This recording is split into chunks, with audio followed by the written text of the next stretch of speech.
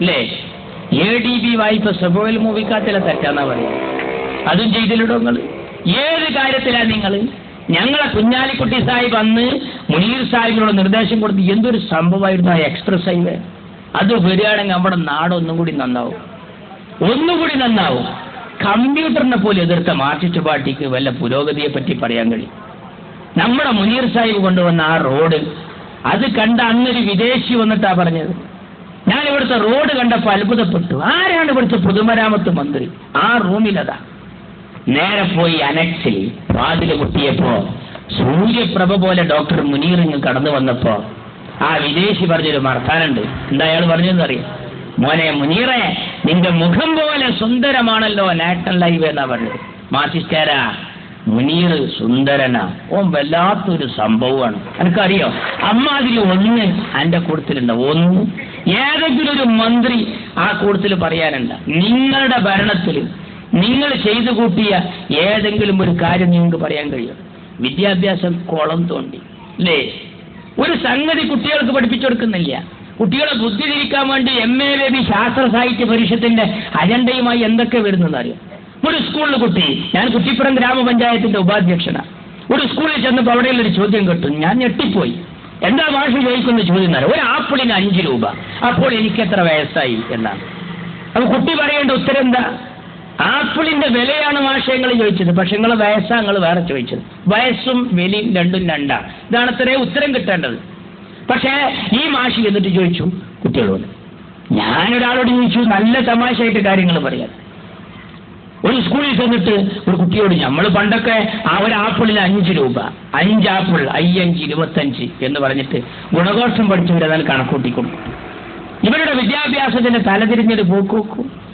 എന്റെ നാട്ടിലൊരു കുട്ടി മാഷ് ഇങ്ങനെ ചോദിച്ചപ്പോ മാഷ് പറഞ്ഞു, ഒരു ആപ്പിളിന് 5 രൂപ, അപ്പൊ എനിക്ക് എത്ര വയസ്സായി? കുട്ടി പറഞ്ഞത്രേ, നിങ്ങൾക്ക് 40 വയസ്സായി. അതെങ്ങനെ തീരുമാനിക്കാൻ? മാഷോട് ഉടനെ പറഞ്ഞു, നിന്റെ നാട്ടിലൊരു കുഞ്ഞാപ്പുണ്ട്, ഓൻ ഹാഫ് പിരിയാണ്, ഓനക്ക് 20 നിങ്ങൾക്ക് ഫുൾ പിരിയായതുകൊണ്ട് നിങ്ങൾക്ക് 40 ആവാനാ സാധ്യത. വേറെ വർത്താനല്ലേ ഉണ്ട്. കുട്ടികളൊക്കെ എന്താണെന്നറിയോ? ആകെ വിദ്യാഭ്യാസ രംഗങ്ങൾ കുളം തോണ്ടിയിട്ട് ഇപ്പൊ എന്താ സ്കൂളിൽ നടന്നുകൊണ്ടിരിക്കുന്ന കാര്യങ്ങൾ? സ്പോർട്സ് ലോട്ടറി നഷ്ടത്തിലായപ്പോ ഗവൺമെന്റ് അങ്ങോട്ട് കൊടുത്തു.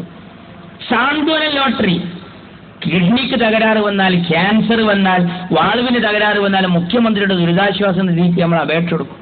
അവിടുന്ന് ഒരു 10,000 20,000 കിട്ടും. അത് പുഷ്ടിപ്പെടുത്താൻ വേണ്ടി വേറൊരു ലോട്ടറി. എന്താ? സാന്ത്വനം എന്ന പേരിൽ വേറെ ലോട്ടറി. ഇനിയിപ്പോ അത് 1,00,000 വീട് ലോട്ടറി വേറെ വരണുണ്ട്. നഷ്ടം വന്നതൊക്കെ സ്കൂളിലേക്ക് ഇങ്ങനെ കൊടുക്കുക. ഇപ്പൊ കണ്ടോ, ആരും ബേജാറാകണ്ട. ഞാൻ പറഞ്ഞല്ലോ, കുറ്റിപ്പുറം ഗ്രാമപഞ്ചായത്തിൽ കഴിഞ്ഞ 2 ആഴ്ച മുമ്പ് ഒരു ചർച്ചയ്ക്ക് വന്ന് ഖാദി ബോർഡിന്റെ ആള് എന്താ പറഞ്ഞതെന്നറിയോ? 2 ദിവസം ഖദർ വസ്ത്രം യൂണിഫോം ആക്കാൻ പോവുക സ്കൂളിൽ. നിങ്ങളൊക്കെ മക്കൾക്ക് വേണ്ടി യൂണിഫോം എടുക്കാൻ പോവുകയല്ലേ? ബേജാറാവണ്ട, എല്ലാവർക്കും ഇതാ വരാൻ പോണ അടുത്തൊരു കോളും കൂടി. എന്താ? ഗവൺമെന്റ് നിയമം കൊണ്ടുവന്നു. പഞ്ചായത്തിൽ അത് ഏകദേശം president, vice president, standing committee ചെയർമാൻമാർ ചർച്ച ചെയ്ത് മെമ്പർമാരെ അറിയിച്ചു. സ്കൂൾ ഹെഡ്മാസ്റ്റർമാരൊക്കെ വന്നിട്ട് ഞങ്ങളുമായി ചർച്ച നടത്തി കഴിഞ്ഞു. എല്ലായിടത്തും വരുന്നുണ്ട്. എന്താ? ഖദർ വസ്ത്രം 2 ദിവസം ഫർളായിനാക്കണം, എന്നിട്ടോ എല്ലാവരും അത് ധരിക്കണം. എന്താ കാരണം? ഖാദി ബോർഡ് നഷ്ടത്തിലാണെന്നറിഞ്ഞപ്പോ ഉടനെ മുഖ്യമന്ത്രിയെ കണ്ടു. മുഖ്യമന്ത്രി ഉടനെ ഓർഡർ ഇട്ടു. അങ്ങനെ 2 ദിവസം ഖദർ വസ്ത്രം സ്കൂളിൽ ധരിക്കാൻ വേണ്ടിയിട്ട് ഇപ്പോൾ ഓർഡർ ആയിരിക്കുക. അപ്പൊ നഷ്ടം വന്നതൊക്കെ നേരെ സ്കൂളിലേക്ക് വിടുകയാണ്. ഇക്കണക്കിന് പോയാൽ ആ ദിനേശ് ബീഡി നഷ്ടത്തിലായ എന്താവും സ്ഥിതി? ദിനേശ് ബീഡി നഷ്ടത്തിലായ ഹെഡ്മാഷ് പോയിട്ട് 2 ബണ്ടിൽ വീഡിയോ വാങ്ങിക്കൊണ്ടു സ്കൂളിൽ വിതരണം ചെയ്യും. അങ്ങനെ 7 ബീന്നും 5 സീന്നും 8 എഫെന്നൊക്കെ കാണാൻ ഒരു പുക ഇങ്ങനെ പോകുന്നത്. എന്താ ചോദിച്ചാ കുട്ടികൾ പറയും, ഞങ്ങൾക്ക് ഈ പീരീഡ് ദിനേശ് ബീഡിയാണ്.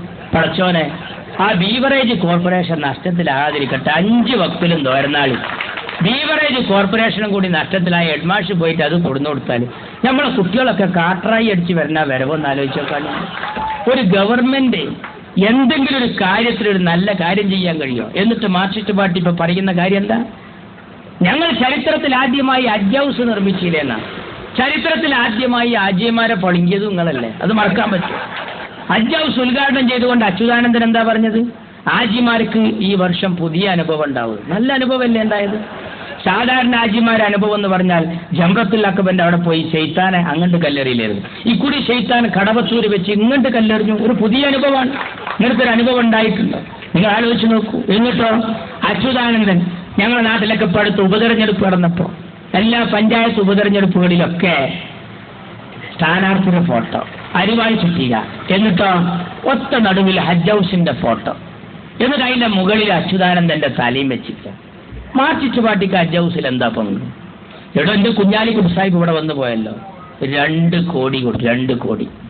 എന്റെ അഹമ്മദ് സാഹിബ് 1 കോടി കൊടുത്തിട്ടുണ്ട്. അറിയോ, ഹാജിമാരിൽ നിന്ന് സ്വതക്കയായിട്ട് കോടിക്കണക്കിന് രൂപ വേറുണ്ട്. കൊണ്ടോട്ടി മണ്ഡലം യൂത്ത് ലീഗിന്റെ കുട്ടികൾ 66 ലക്ഷം കൊടുത്തിട്ടുണ്ട്. PK ഹംസ കൈക്കൊരു തേങ്ങ കൊടുത്തിട്ടുണ്ടെങ്കിൽ സങ്കടം ഉണ്ടായില്ല, ഒരു തേങ്ങ. എന്നിട്ടാ മാർച്ചിച്ചു പാർട്ടി പറയുന്നത് ഞങ്ങൾ ഹജ്ജ് ഹൗസ്. എന്നിട്ട് ഇതുപോലെയുള്ള വലിയ ഹജ്ജ് ഹൗസിന്റെ ആ രൂപം വെച്ചിട്ട് നോട്ടീസിൽ അച്യുതാനന്ദന്റെ തല അതിന്റെ മുകളിൽ വെച്ചിരിക്കുകയാണ്. അത് നല്ലതാണ്. എന്തിനാണെന്നറിയോ, നമ്മുടെ നാട്ടിലൊക്കെ നല്ല മണിമേടകൾ ഉണ്ടാക്കുമ്പോൾ അതിൽ കണ്ണേറ് തട്ടാതിരിക്കാൻ ഒരു കരിങ്കണ്ണനെ പ്രതീക്ഷിക്കാറുണ്ട്. ഞങ്ങൾ അതിലേക്ക് അത് വരവ് വെക്കുകയാണ്. യഥാർത്ഥത്തിൽ അതല്ലേ അത്? ഞാൻ ചോദിക്കുന്നു, മാർച്ചിച്ചു പാർട്ടി ചരിത്രത്തിൽ ഉണ്ടായിട്ടുണ്ടോ ഒരു സംഭവം? ഹാജിമാരൊക്കെ ഹജ്ജിന് പോയി എന്ന ആളുകളൊക്കെ നമ്മൾ കണ്ടു. ഞങ്ങൾ ആ ഭാഗത്തുള്ള ഹാജിമാരൊക്കെ പറഞ്ഞത് ഈ പ്രാവശ്യത്തെ ഹജ്ജ് എങ്ങനെ ഉണ്ടായിരുന്നു? വിമാനം പൊന്തുമ്പോൾ ഒരു ചെറിയ ബേജാറുണ്ടായിരുന്നു, ഇറങ്ങുമ്പോൾ ഒരു ചെറിയ ബേജാറുണ്ടായിരുന്നു. ജംറത്തുൽ അഖബിന്റെ അവിടെ പോയപ്പോൾ ഒരു ചെറിയ തിരക്ക്, മുസ്ദലിഫയിൽ ഒരു രാത്രി താമസിച്ചപ്പോ